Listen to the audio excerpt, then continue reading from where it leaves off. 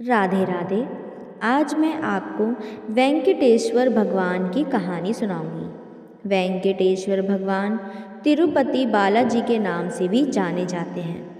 वेंकटेश्वर भगवान विष्णु भगवान के अवतार हैं। अब चलिए मैं आपको कहानी सुनाती हूँ। कलयुग के प्रारंभ होने पर आदि वराह वेंकटाद्रि पर्वत छोड़कर अपने लोक चले गए, जिसके चलते ब्रह्मा जी चिंतित रहने लगे और नारद जी से विष्णु को पुण्य हिलाने के लिए कहा। नारद जी एक दिन गंगा नदी के तट पर गए, जहाँ पर ऋषि इस बात को लेकर ब्रह्म में थे कि हमारे यज्ञ का फल त्रिदेवों में से किसे मिलेगा। नारद जी ने उनके शंका समाधान हेतु भृगु को यह कार्य सौंपा। भृगु ऋषि सभी देवताओं के पास गए, लेकिन भगवान शिव और विष्णु जी ने उनकी बातों पर ध्यान नहीं दिया। तब वह क्रोधित हो गए। क्रोधित होकर भृगु ऋषि ने विष्णु जी की छाती पर एक लात मार दी। इसके बावजूद विष्णु जी ने ऋषि के पैरों की यह सोचकर मालिश की कि कहीं उनके पैरों में दर्द न होने लगा हो। यह देखकर ऋषि भृगु ने सभी ऋषियों को उत्तर दिया कि उनके यज्ञ का फल हमेशा भगवान विष्णु को समर्पित होगा।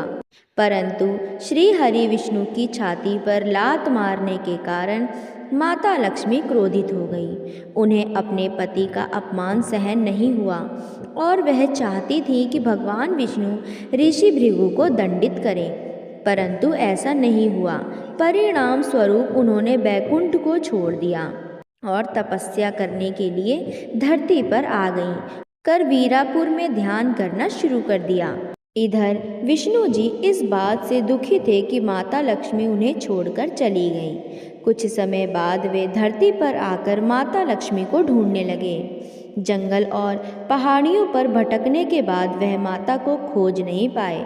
आखिर परेशान होकर विष्णु जी वेंकटाद्रि पर्वत में एक चींटी के आश्रम में विश्राम करने लगे। यह देखकर ब्रह्मा जी ने उनकी सहायता करने का फैसला किया। वे गाय और बछड़े का रूप धारण कर माता लक्ष्मी के पास गए। देवी लक्ष्मी ने उन्हें देखा और उस वक्त के सत्ताशीष शासक चोल राजा को सौंप दिया। राजा ने उसे चरवाहे को सौंप दिया, परंतु वह गाय सिर्फ विष्णु जी के रूप श्रीनिवास को ही दूध देती थी, जिस कारण चरवाहे ने उस गाय को मारने का प्रयास किया। तब श्रीनिवास ने चरवाहे पर हमला करके गाय को बचाया और क्रोधित होकर उन्होंने चोल राजा को एक राक्षस के रूप में जन्म लेने का श्राप दे दिया। राजा ने दया की प्रार्थना की। तब श्रीनिवास ने कहा कि राजा को दया तब मिलेगी जब वह अपनी बेटी पद्मावती का विवाह मुझसे करेगा।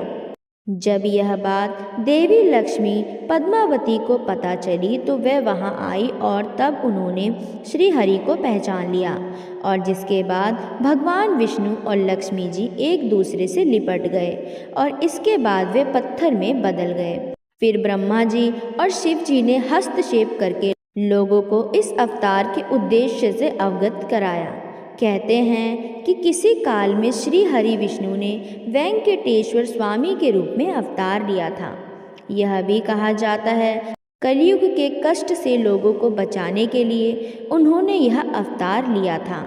इसीलिए भगवान के इस रूप में माँ लक्ष्मी भी समाहित है। इसलिए यहाँ बालाजी को स्त्री और पुरुष दोनों के वस्त्र पहनाने की परंपरा है। बालाजी को प्रतिदिन नीचे धोती और ऊपर साड़ी से सजाया जाता है। तो मित्रों, यह थी वेंकटेश्वर भगवान की कहानी।